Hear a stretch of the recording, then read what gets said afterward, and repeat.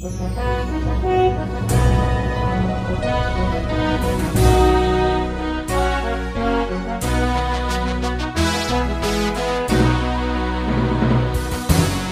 bagi saudara sekalian. Marilah kita siapkan hati dan pikiran kita untuk menyambut firman Tuhan. Kita berdoa.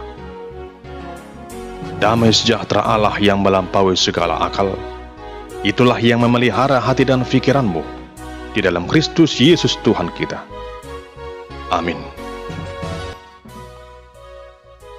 Saudara yang terkasih di dalam nama Tuhan Yesus Kristus, firman Tuhan yang menjadi nas khotbah di minggu akhir tahun gerejawi pada tanggal 26 November tahun 2023 tertulis dalam kitab Wahyu pasal 21 ayat yang pertama hingga ayat yang keempat. Beginilah firman Tuhan. Lalu aku melihat langit yang baru dan bumi yang baru, sebab langit yang pertama dan bumi yang pertama telah berlalu, dan laut pun tidak ada lagi. Dan aku melihat kota yang kudus Yerusalem yang baru turun dari surga, dari Allah, yang berhias bagaikan pengantin perempuan yang berdandan untuk suaminya. Lalu aku mendengar suara yang nyaring dari tahta itu berkata, "Lihatlah, kemah Allah ada di tengah-tengah manusia, dan ia akan diam bersama-sama dengan mereka. Mereka akan menjadi umatnya, dan ia akan menjadi Allah mereka. Dan ia akan menghapus segala air mata dari mata mereka, dan maut tidak akan ada lagi. Tidak akan ada lagi perkabungan, atau ratap tangis, atau duka cita, sebab segala sesuatu yang lama itu telah berlalu." Demikian pembacaan firman Tuhan.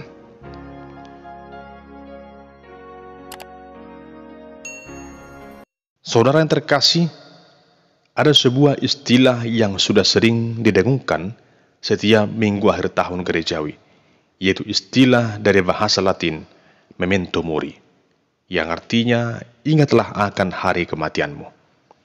Istilah memento mori merupakan teori Latin abad pertengahan yang pada intinya menjelaskan bahwa hidup manusia di dunia ini hanyalah sementara dan suatu saat akan berakhir. Hal inilah yang kita renungkan dalam minggu akhir tahun gerejawi saat ini. Bagaimana kita sebagai orang percaya menaruh harap dan pandangan iman kita akan suatu kehidupan yang baru yang kelak akan kita jalani ketika Tuhan menghadirkan langit dan bumi yang baru. Seperti biasanya, di minggu akhir tahun gerejawi, kita akan mengenang kembali saudara-saudara kita yang telah mendahului kita di sepanjang tahun gerejawi. Nama-nama mereka yang telah meninggal dunia di sepanjang tahun gerejawi akan dibacakan. Jikalau pada saat minggu akhir tahun gereja ini kita menyebut nama-nama mereka, tentunya hal itu bukan hendak mengungkit kembali rasa duka di tengah keluarga yang ditinggalkan. Namun hal itu hendak mengingatkan kita semua bahwa mereka juga pernah ada bersama-sama dengan kita. Dan kini mereka telah kembali kepada Tuhan Allah, Sang Pencipta, dan beristirahat di dalam damai. Sebagai orang-orang yang mengasihi mereka, kita harus tetap memiliki iman dan pengharapan yang teguh bahwa suatu saat nanti para orang percaya juga akan berjumpa kembali dalam suatu suasana kehidupan yang baru di dalam keabadian. Saudara yang terkasih, khotbah minggu di akhir tahun gerejawi ini diambil dari kitab Wahyu, memberikan penjelasan tentang langit dan bumi yang baru.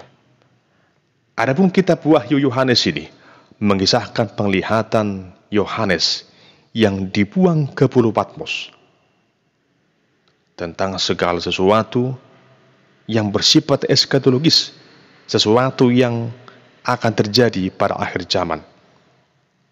Ia menerima penglihatan itu dan dituliskan dalam kitab Wahyu ini. Semua adalah berkisar tentang yang akan terjadi pada akhir zaman. Saudara terkasih, lewat nas khotbah saat ini, ada dua hal yang hendak kita simak dan renungkan. Yang pertama, Allah membaharui kehidupan umatnya. Jemaat Tuhan, dalam ayat 1, Yohanes mengatakan bahwa ia melihat langit dan bumi yang baru. Bumi yang lama, yang penuh dengan dosa dan kejahatan, akan digantikan dengan bumi yang baru. Itu adalah dunia yang dibaharui, di mana laut, lambang dari kekacauan, sudah tidak ada lagi. Yohanes melihat Yerusalem baru yang turun dari surga, yang dari Allah, bagaikan pengantin yang telah berdandan untuk suaminya. Lalu kemudian Yohanes mendengar suara nyaring. Dikatakan di sana, lihatlah, kemah Allah ada di tengah-tengah manusia, dan ia akan diam bersama-sama dengan mereka. Mereka akan menjadi umatnya, dan ia akan menjadi Allah mereka. Jemaat yang terkasih, Yerusalem adalah pusat kehidupan dan keagamaan bagi bangsa Israel pada masa itu. Bahkan hingga saat ini, disitulah umat Israel mendirikan bait suci, di mana mereka memuliakan Tuhan Allah Israel. Kota Yerusalem disebut sebagai kota kudus, kota suci, karena kota itu memang dikhususkan bagi Allah yang Maha Kudus. Namun dalam kenyataannya, pada masa itu, kota Yerusalem yang lama itu tidak lagi menjunjung citra surgawi, sebab di sana begitu banyak pelanggaran dan tindakan kejahatan. Beragam dosa dilakukan oleh orang-orang yang tinggal di sana. Tetapi akan tiba saatnya di mana Yerusalem yang baru akan hadir. Sebab di Yerusalem yang baru itu, Allah akan diam bersama-sama dengan umat pilihannya, yaitu para orang percaya. Di sana akan ada sebuah persekutuan yang kudus dan suci, di mana Allah tidak akan jauh dari antara umatnya itu. Saudara yang terkasih, Allah sungguh telah hadir dan membawa pembaharuan yang membaharui kehidupan umat manusia yang selama ini tinggal dan dilingkupi dosa itu. Jiwa dan karakter yang lama telah berlalu. Dosa-dosa di masa yang lampau juga telah Ia hapuskan. Bahkan Tuhan memberikan hati dan jiwa yang baru bagi umat tebusannya itu. Apa yang lama dan yang telah bercampur dengan dosa telah dihapuskannya dan digantikan dengan suasana yang baru lewat hadirnya langit dan bumi yang baru, di mana di sana akan ada kebahagiaan, sukacita yang sungguh berlimpah. Jemaat yang terkasih, hal berikut yang kita lihat dalam nas khotbah ini adalah Tuhan menghapus setiap air mata. Jemaat Tuhan, menangis dan menitikkan air mata adalah salah satu sifat alami manusia dikala ia mengalami kesedihan. Air mata adalah simbol kelemahan, simbol penderitaan yang terjadi dalam hidup manusia. Tentunya tak seorang pun manusia ingin hidupnya menderita, lalu mengisi penderitaan yang ia alami itu dengan tangisan. Namun yang namanya hidup di tengah dunia ini tak terlepas dari apa yang namanya penderitaan.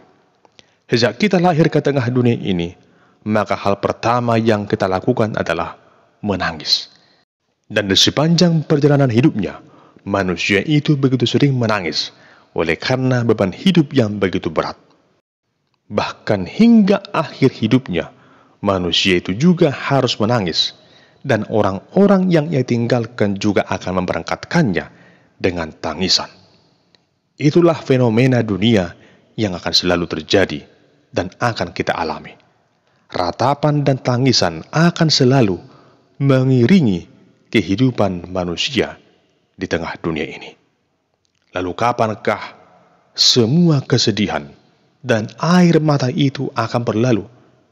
Dan siapakah yang akan menghapus air mata itu? Saudara yang terkasih, Yohanes mengatakan bahwa Tuhan Allah yang bertahta di Yerusalem yang baru itu akan menghapus segala air mata dari setiap umat yang Ia jadikan itu. Apa yang selama ini membuatnya menangis dan bersedih, baik itu oleh karena dosa, maut, penderitaan, tidak akan ada lagi di sana. Perkabungan duka cita atau ratap tangis tidak akan ditemukan lagi di sana, sebab semua itu telah berlalu. Hal inilah yang menjadi sumber kekuatan dan pengharapan bagi kita, agar kita sebagai orang percaya senantiasa yakin dan berharap kepada Tuhan Allah, sumber segala berkat, kuasa, kekuatan, dan penghiburan bagi umat yang percaya kepadanya. Saudara yang terkasih, ada sebuah kisah pada tahun 1991, seorang gitaris yang bernama Eric Clapton sangat berduka ketika putranya yang berusia 4 tahun meninggal dunia karena terjatuh dari jendela apartemennya. Sebagai sarana untuk menyalurkan ungkapan duka citanya, Eric Clapton menulis sebuah lagu dengan judul Tears in Heaven. Tampaknya setiap syair dalam lagu tersebut mengandung ungkapan kesedihan yang mendalam yang hanya dapat dimengerti oleh orang tua yang pernah kehilangan anak. Namun yang mengejutkan, beberapa tahun kemudian dalam sebuah wawancara televisi, Eric Clapton mengatakan bahwa dalam beberapa hal, lagu itu sebenarnya bukanlah lagu yang mengandung kesedihan, melainkan lagu yang penuh dengan keyakinan. Ketika dikatakan bahwa tidak akan ada lagi air mata di surga, menurut saya itu adalah suatu lagu yang bersifat optimis, yaitu tentang pertemuan kembali. Pemikiran tentang reuni surgawi sungguh sangat menguatkan bagi setiap orang yang telah mempercayai Kristus untuk mendapatkan keselamatan. Ada pengharapan bahwa kelak kita akan dipersatukan kembali selamanya.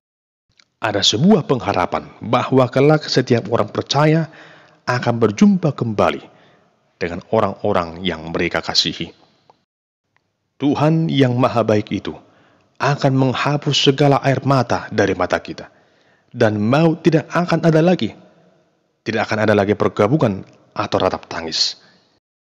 Dan yang paling penting adalah kita akan tinggal dalam keabadian bersama Allah yang telah menjadikan langit dan bumi yang baru itu. Saudara yang terkasih, di minggu akhir tahun gerejawi ini, kita dituntun untuk senantiasa memiliki iman yang teguh dalam menyongsong langit dan bumi yang baru. Dalam menyongsong hadirnya langit dan bumi yang baru itu, tentunya kita harus mempersiapkan segala hal yang terbaik di sepanjang perjalanan hidup kita. Hidup ini adalah sebuah perjuangan, dan perjuangan itu harus kita menangkan. Karena itu jangan pernah menyerah, jangan pernah berhenti untuk berbuat apa yang terbaik selagi masih ada waktu. Hidup ini harus terus berjalan. Karena itu bangkitlah, datang dan berserahlah kepada Tuhan Yesus Kristus, Sang Juru Selamat hidup kita. Sesulit apapun kehidupanmu saat ini, sepahit apapun juga yang kau rasakan di tengah dunia ini, jangan pernah menyerah. Ingat bahwa ada Tuhan Yesus Kristus yang memberimu kekuatan serta penghiburan. Ia adalah Tuhan, Sang Pemilik kehidupan ini. Ia adalah Tuhan yang memberimu kekuatan dan kemenangan untuk memenangkan setiap pertandingan rohani di tengah-tengah dunia ini. Hiduplah dalam rasa syukur dan bergiatlah untuk melakukan apa yang terbaik untuk memuliakan nama Allah. Percayalah selalu hanya kepada Tuhan Yesus Kristus, Tuhan Sang Juru Selamat hidup kita, yang akan membawa kita tinggal di dalam keabadian di langit dan bumi yang baru itu. Amin. Kita berdoa. Ya Tuhan Allah yang Maha Kuasa, tuntunlah jiwa dan pikiran kami agar senantiasa dipenuhi dengan Roh-Mu yang kudus, dengan penuh iman dan percaya untuk menyongsong datangnya langit dan bumi yang baru itu, tempat yang penuh dengan sorak-sorai, penuh kegerangan, bersama dengan Allah, Sang Pencipta dunia ini, di dalam Kristus yang telah menyelamatkan hidup kami. Amin.